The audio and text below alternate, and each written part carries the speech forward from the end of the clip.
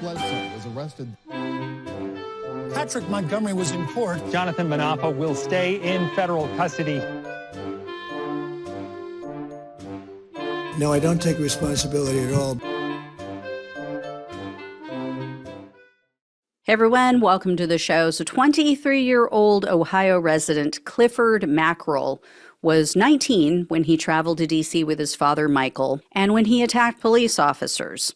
So he was seen wearing a gas mask, he had on heavy gloves, and following Trump's speech, Mackrell headed to the Capitol, made his way to the front of the police lines right away on the West Front. Mackrell was first seen on video pushing on officers' riot shields, and he was forcing his way through a barricade. The police retreated after that line fell, and then they formed a new defensive line, but they didn't have any barricades in front of them at the new line. They didn't have anything separating them from the mob. Well, Mackrell, who was still at the front of the crowd, was seen pushing against the police, and he was shoving the officers. Then Mackrell was captured on video assaulting multiple other officers. He was seen striking one officer with his hands in his fist multiple times. And when others in the mob were shooting bear spray at the police, Mackrell was seen reaching under one of the officers' riot shields and trying to reach under his helmet, seemingly to try to pull off his gas mask. So at that point, another officer stepped up and he pushed Mackrell back. And so Mackrell retreated into the crowd. A videographer had been recording all of the attacks, and he followed Mackrell, and he asked him, "Hey, where are you from?" And Mackrell replied, "Cliff," and that he was from Ohio. So then Mackrell told him, quote, "Whatever it takes for my country, I'm not done. I'm going back in." And he actually did. A short time later, Mackrell was seen assaulting another officer named Daniel Hodges, who we've all become familiar with. First, Mackrell tried to push Officer Hodges.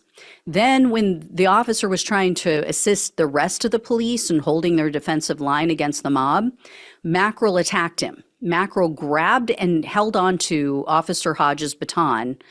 He had it with one hand, and then with the other hand, he reached under Hodges' riot shield and grabbed at his face and his eyes with his other hand. And the prosecutor says when Mackrell pushed his fingers near Officer Hodges' eyes, he was heard, quote, screaming in agony on his body cam. And Officer Hodges later told the judge, quote, "While I was stunned, Clifford switched his stance, grabbing my face with his right hand and digging into my right eye with his thumb.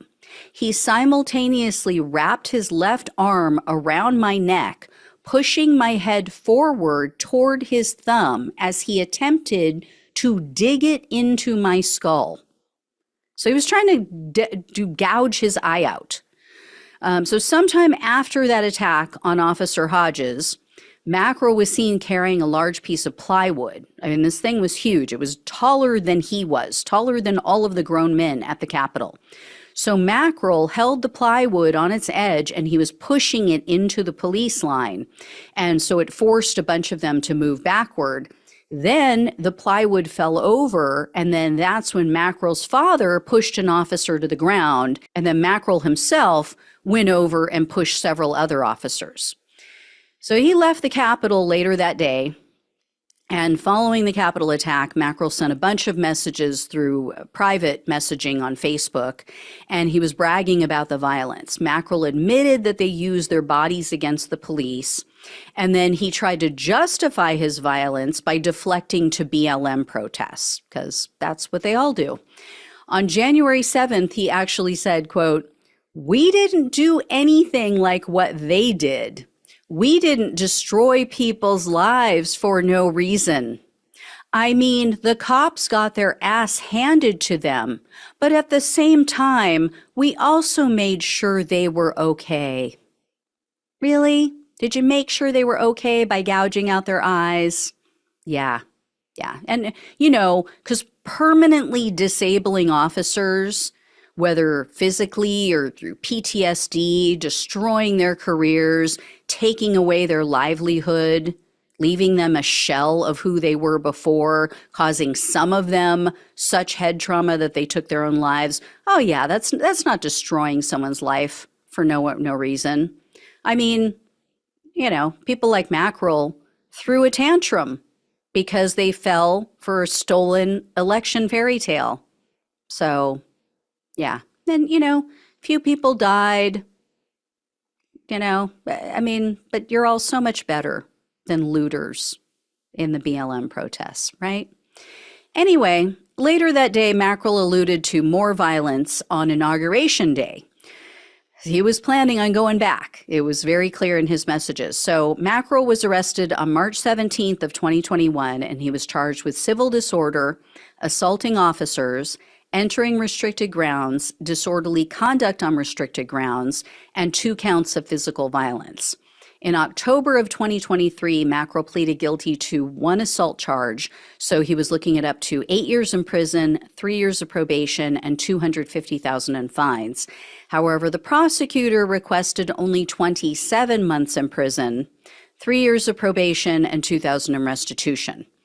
U.S. District Judge Colleen Kolar-Catelli presided over Mackerel's case, and she told him, quote, "You were not an innocent bystander. You joined the assault of law enforcement officers. You are here because of your violent actions. Participating in an insurrection is not a way to protest." She is normally a tough judge, but in the end, in this case, she sentenced Mackerel to only 1 year in prison, 3 years of probation, and $2,000 in restitution. Nowhere near enough, in my opinion. For how violent this guy was, he deserved every bit of 27 months and then some.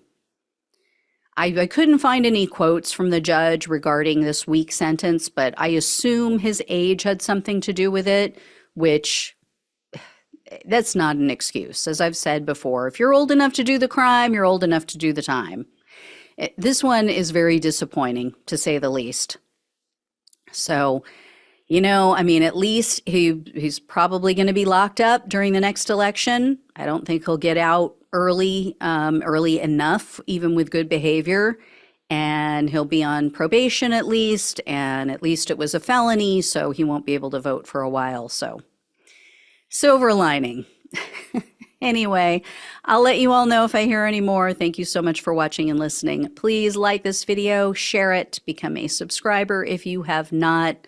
Please donate if you possibly can. Love you. Take care. Talk with you soon.